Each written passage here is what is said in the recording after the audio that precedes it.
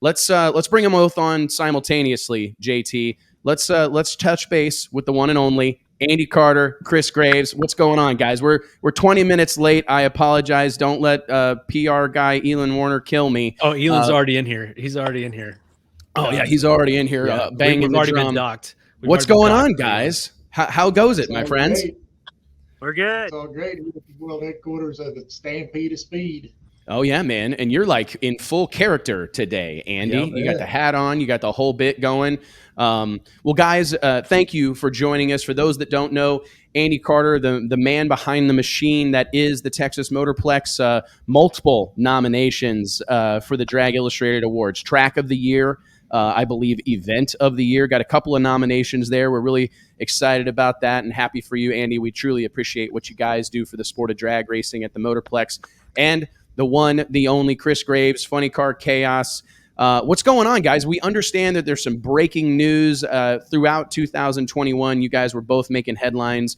Texas Motorplex had something huge going on, it seems like, every other weekend. And Funny Car Chaos, I hardly know what to say, Chris. Like, knowing you back in your days of crewing on Mitch King's car and shooting pictures and having one known of the you original as long as contributors to Drag Illustrated as well. I think you might have been like one of the first Drag Illustrated photographers. I really think that's a real thing. MaxCackle.com. Do you still own that domain? Oh yeah. You better own it.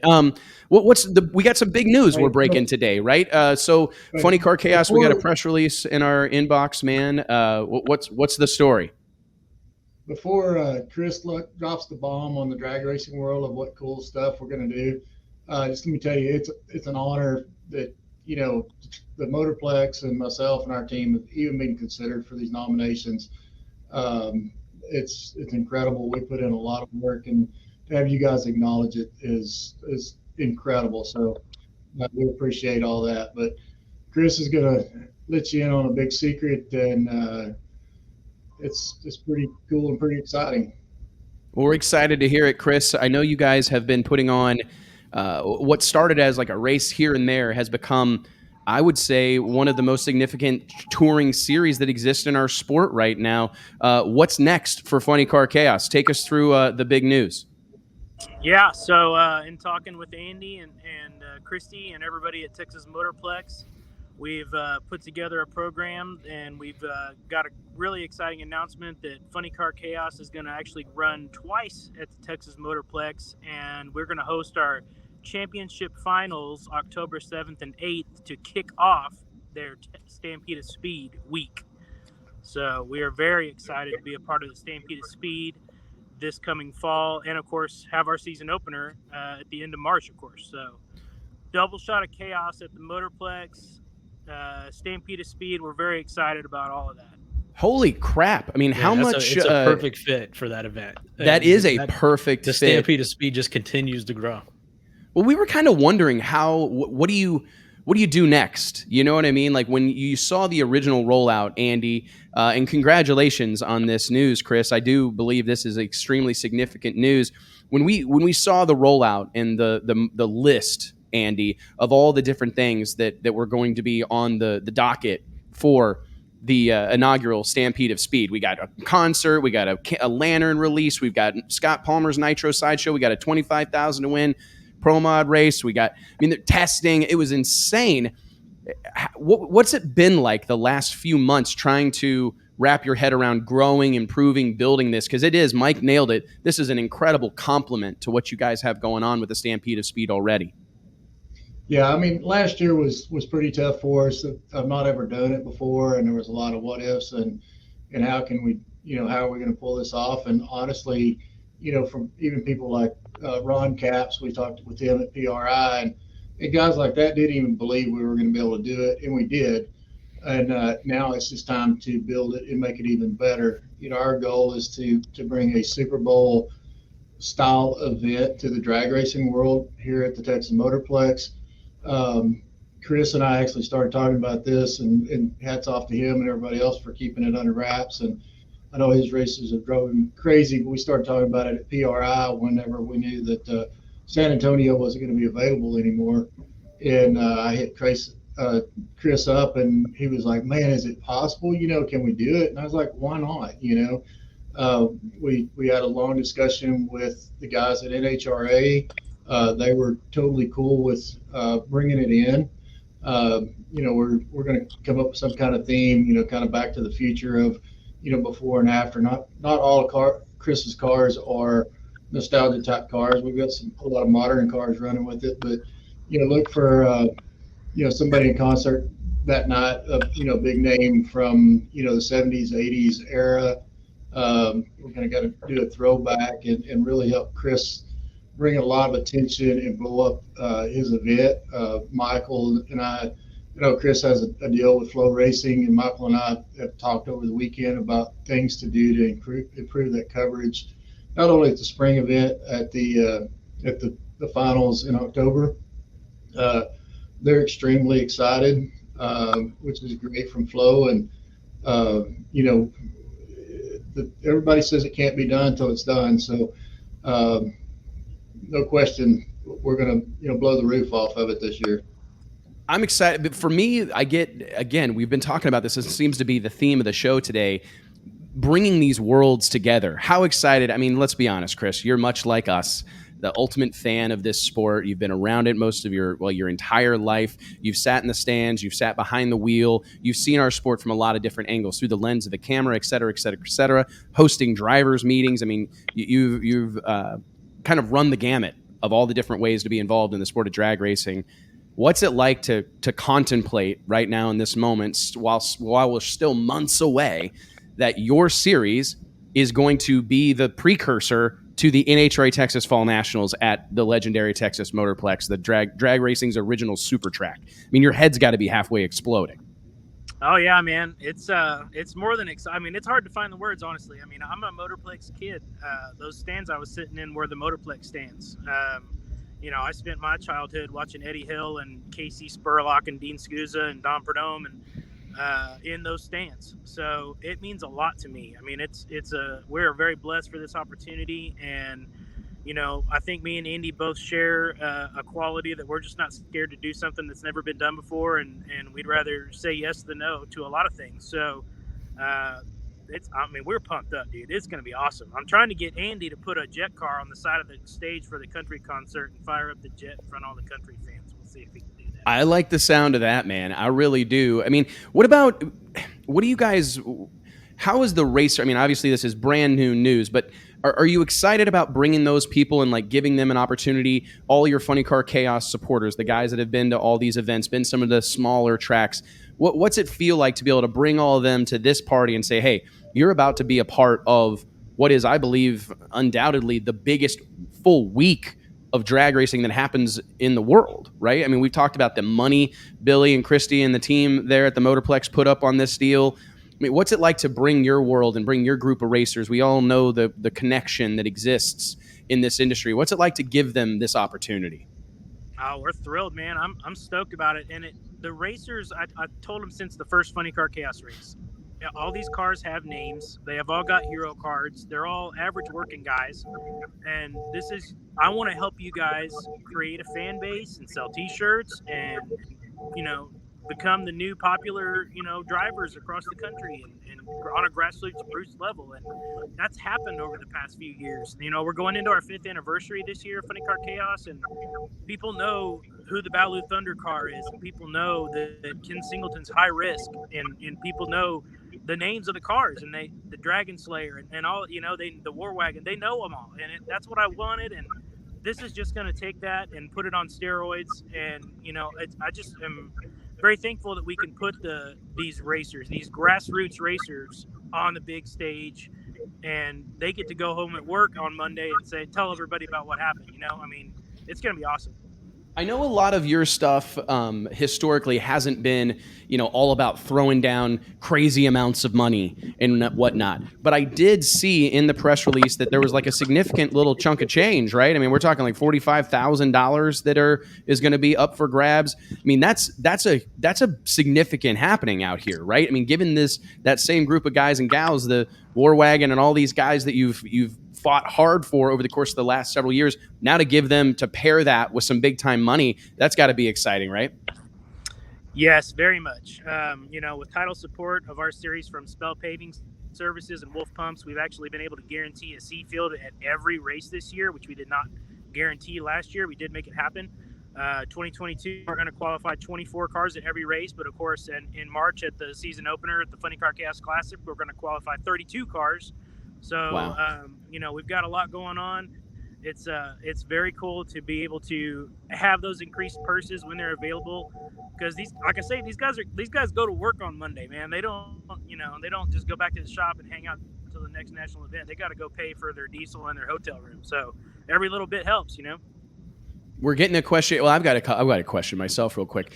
And maybe this isn't a good idea, but it's just me thinking out loud. What if at some point in the future, right, you had an environment where Ron Capps and Cruz Pedregon were bringing their nostalgia cars, you know what I mean, and running this event, or guys that have nostalgia cars, bringing those cars. And we've talked about it here on the show many times that we love when NASCAR does a throwback event or whatever, and they've got it, and they're living it, whether it's the people that are on TV or wearing the suits with the shirts open, you know what I mean? A little bit of chest hair showing off, and they're going back in time.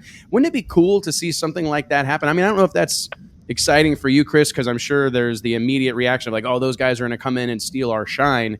But I would argue that a high tide lifts all boats, right? I mean, those guys' participation would be really cool. And Andy Mears is saying in the comments, Del Worsham has already been there, but he did bring a big show car, right? I mean, he brought what amounted to essentially an NHRA funny car, an A qualifying capable car.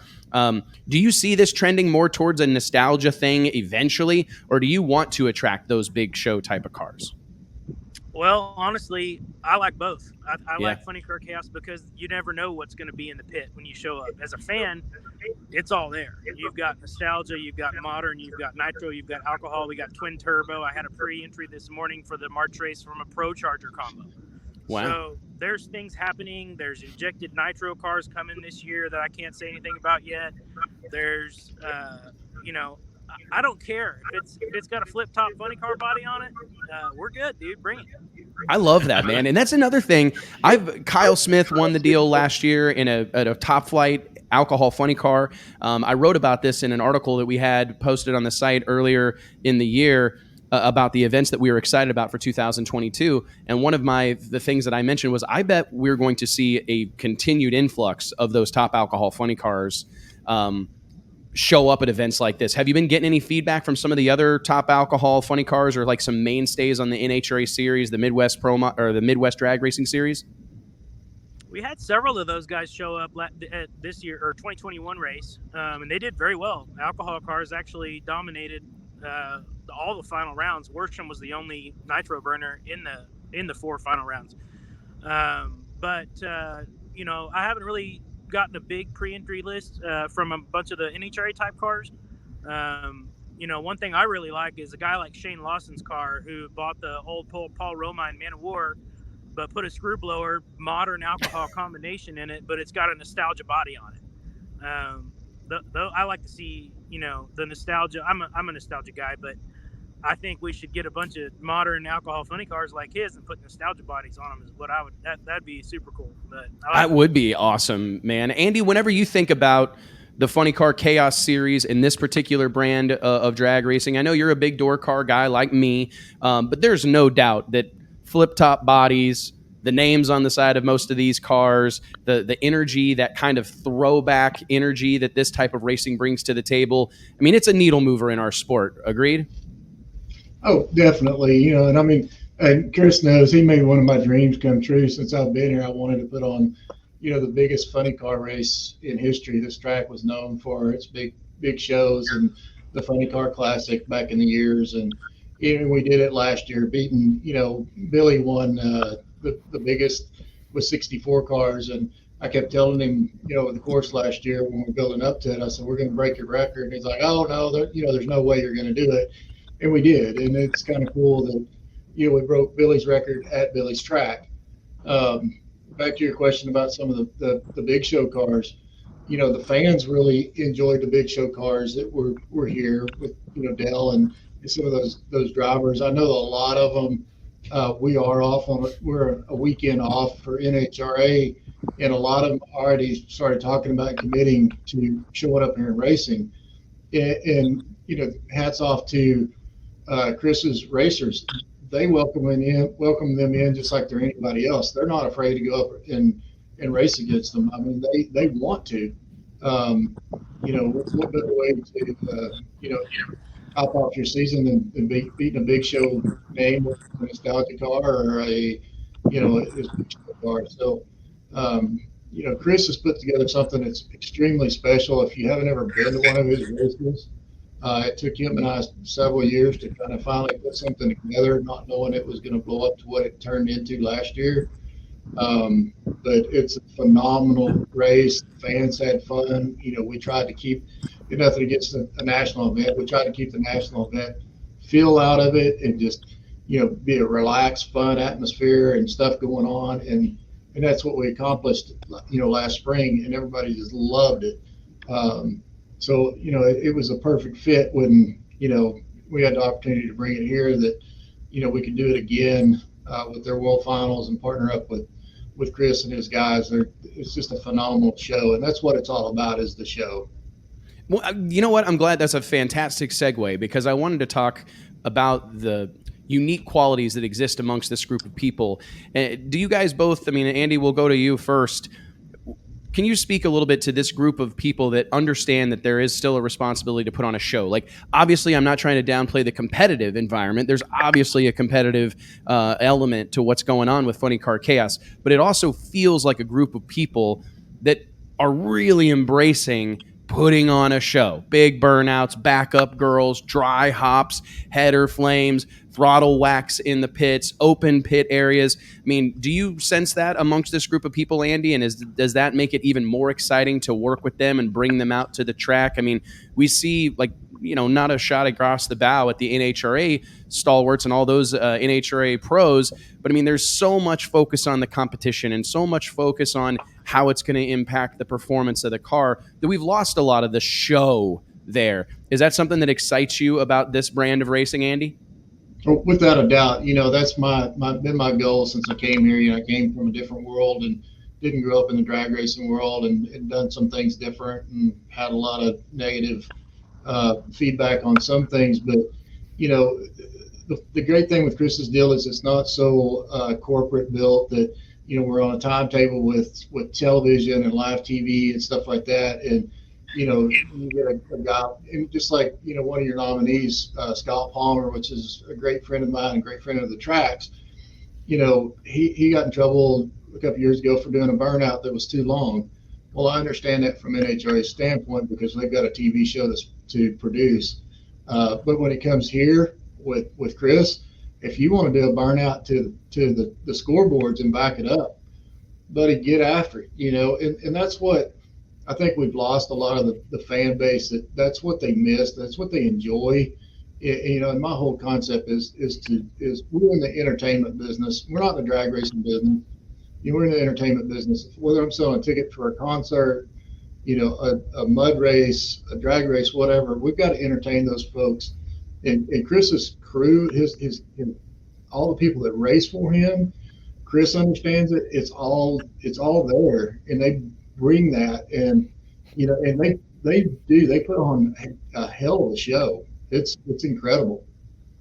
Chris, what's your take on that? Is that a conversation, or was that part of like the thesis or whatever for getting Funny Car Chaos off the ground and get this whole program underway? Was that focus on showmanship and doing all those extra things we just outlined? Was that part of your original vision?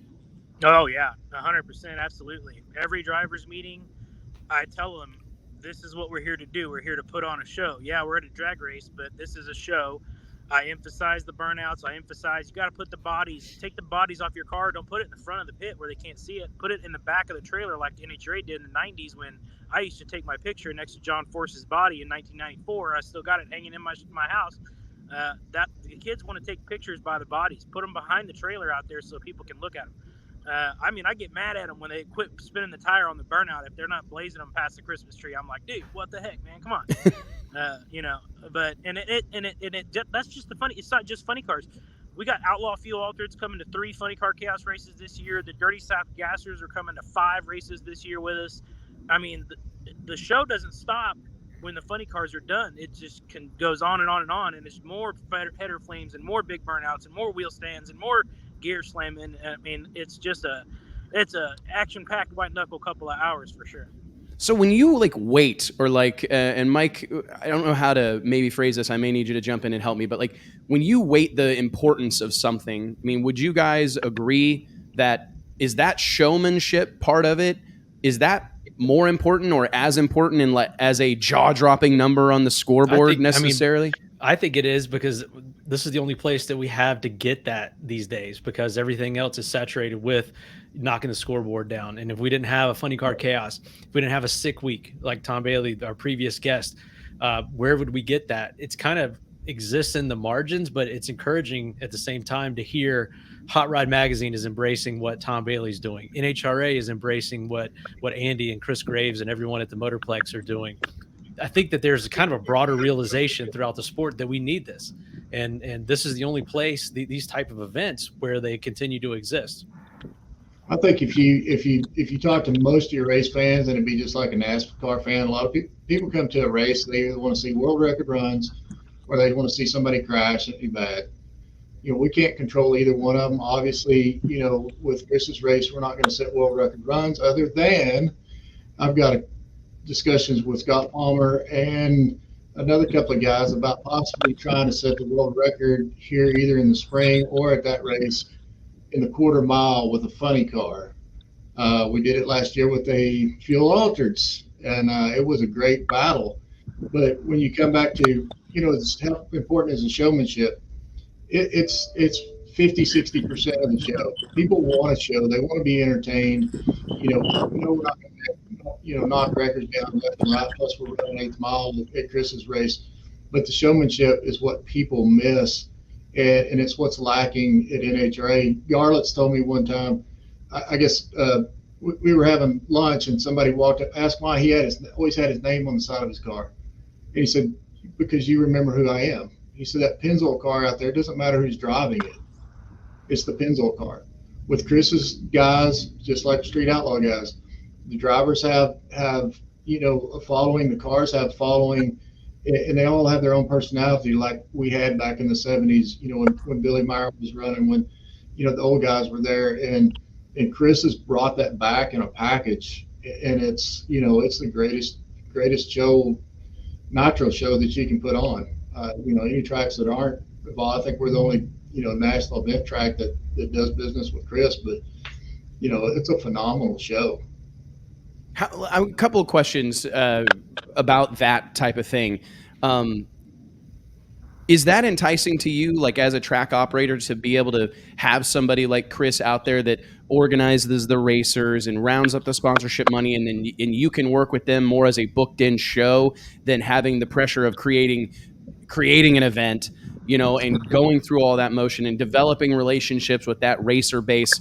I mean, how much of a leg up for you as a track operator is that to have people in our industry like Chris that bring this package to you? Oh, it's 1,000%. You know, we have 40 or 50 shows here a year. We can't dedicate the time to, you know, just to that event. We've got to dedicate a lot of it to Stampede of Speed and stuff like that. So having somebody like him that's focused on that all year long, it kind of brings it in, and we can go write him a check and say, okay, produce it, the whole event for us and bring us the show, helps us tremendously. Not that we don't work hard to promote it and do our side of it, but we just, being a small team, we just cannot spend as much time dedicated to that one event as what Chris can. So you know, it's a great partnership that Chris and I have developed. You know, he's always done everything he said he was going to do, and then more. So, you know, you just can't knock him. Chris, what's your take on that? I mean, that's something that it feels like there's room for more of this in our sport. Not necessarily with another funny car series, but just these kind of concise, consolidated shows where it's kind of plug and play a little bit. You know, you show up. What's the response been from other track operators, Chris, just with your program and the way you guys show up, run your own deal? run the race, bring the cars? What's the reaction and response been from track operators? It's been great, man. We've been very lucky in getting a lot of pretty much nothing but positive. There's been never a track promoter or owner that has said, well, we don't think we want you to come back. And that's great. It's because my guys do great. My guys and girls in the funny cars do great. Everybody there puts on a good show. But we work with some awesome track owners, and they're a lot of fun. And going to the grassroots tracks is key for me. And Andy is the only national event facility we work with. I don't aim to try to expand into bigger tracks or anything like that, because we like bringing the show we bring to those markets that don't get national events. That's one time a year that they're going to get to see 8 or 10 nitro funny cars and 15 or 20 alcohol funny cars and jets and whatever else we got going on. The fans at Mocan Dragway and Eddyville and, these places we go, they are pumped up when we get there. I mean, fans come up to me. I don't know who they are. They come up to me, thank you so much for coming this weekend. Or, this is great. This is the coolest show I've ever seen.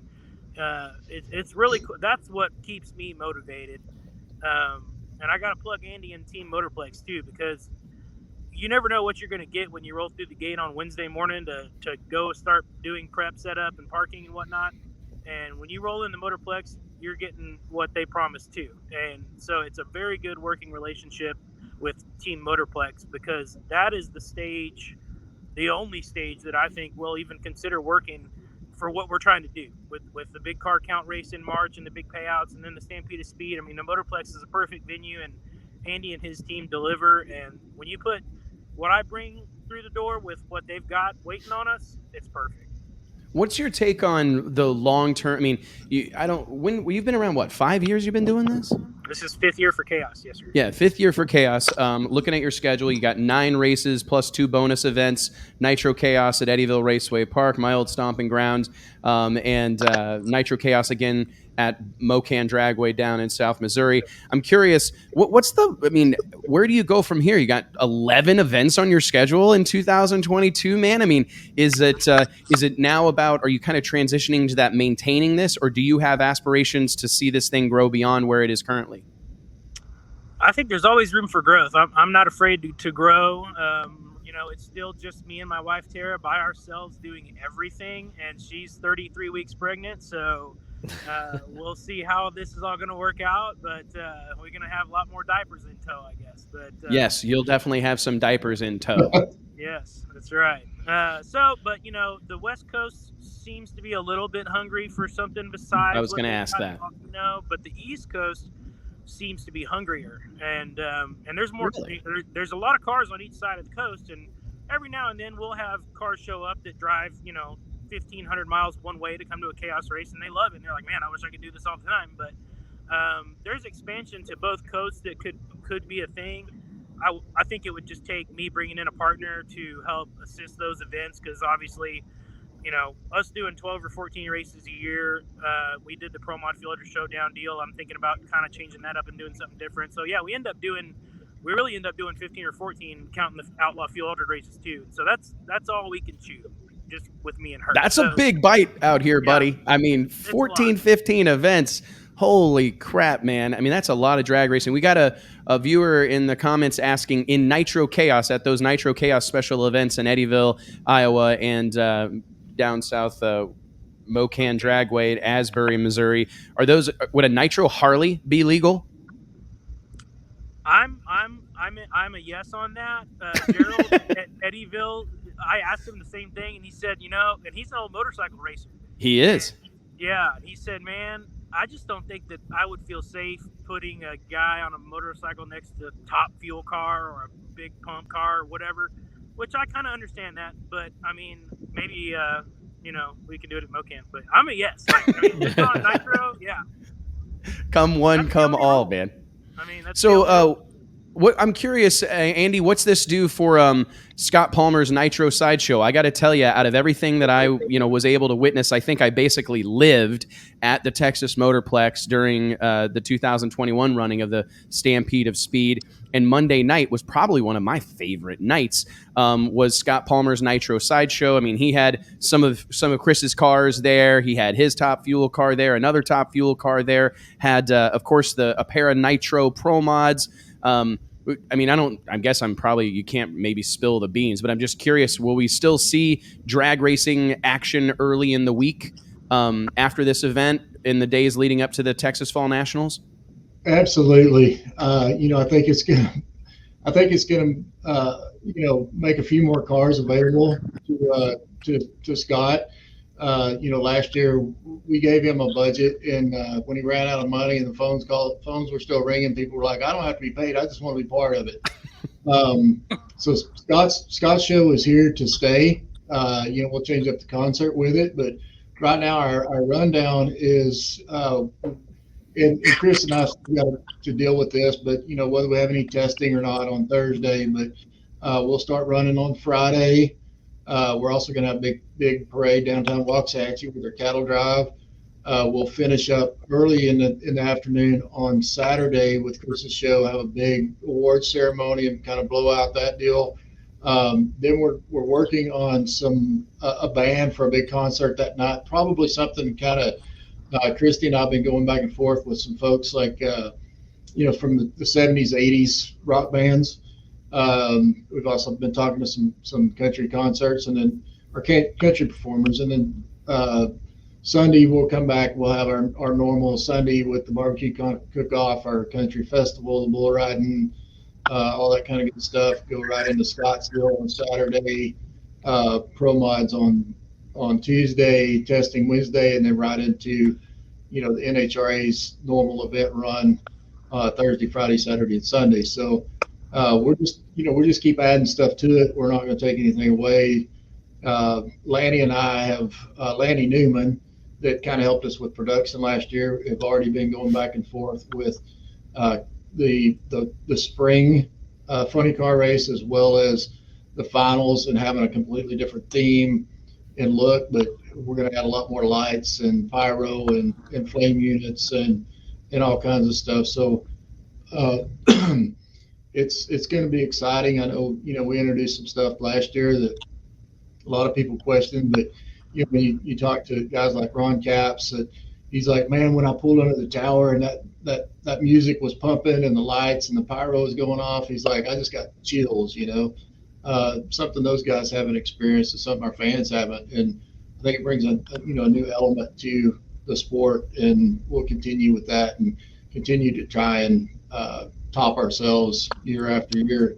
Funny car adding to it is just. I was going to say, man, I think this is a huge step. I mean, I didn't know really what you'd be able to do to make it all that much better or, because I genuinely thought for a first year event, this was spectacular. Like it definitely looked different. It definitely felt different. It sounded different. I mean, you talked about the concerts and the music, and I mean, it was so far different, in my opinion, from what a traditional drag race event looked like, that I really did labor over. Man, I don't know what they're really going to do, but I love this merging of worlds, bringing in a new event to kind of get the thing started on the right foot. Congratulations to you both. Thank you so much for your time. I genuinely appreciate it. We're super excited, man, and honestly, we can't wait to get there, guys. Ladies and gentlemen, Andy Carter, Chris Graves. Thank you, guys. Seriously. Thank you, man. Thank you. We appreciate you very much, and we'll be talking soon. Thank you. And tickets, right? I was reading the bottom of this release. Tickets are on sale now for the season opening Funny Car Chaos Classic, and tickets for the rest of the events, Stampede of Speed, Fall Nationals, later in the year, March 14th, TexasMotorplex.com. Check out funnycarchaos.com, TexasMotorplex.com, and Flow Racing. Our partners at FlowRacing.com will be streaming all of your events in 2022, right, Chris? Yes, sir. Yeah, so log on to flowracing.com/drag illustrated so they know we sent you. Make sure you're a subscriber, be part of that movement. I can't say enough about what Flow Racing's doing in the drag racing scene right now, putting our sport in events such as this that historically have been relegated to their own channels or really niche specific channels like Drag Illustrated or Competition Plus to get the message out. So to have a wide audience, this huge platform that we have with Flow Racing, big step in the right direction for the sport, man. I'm sure that's something that's been well received by your racers, sponsors, fans, and everything. So make sure you support Flow Racing, buy a subscription. It's the best $150 you can spend in drag racing. Ladies and gentlemen, Chris Graves, Andy Carter. Thank you, guys. Thank you. Thank you, guys.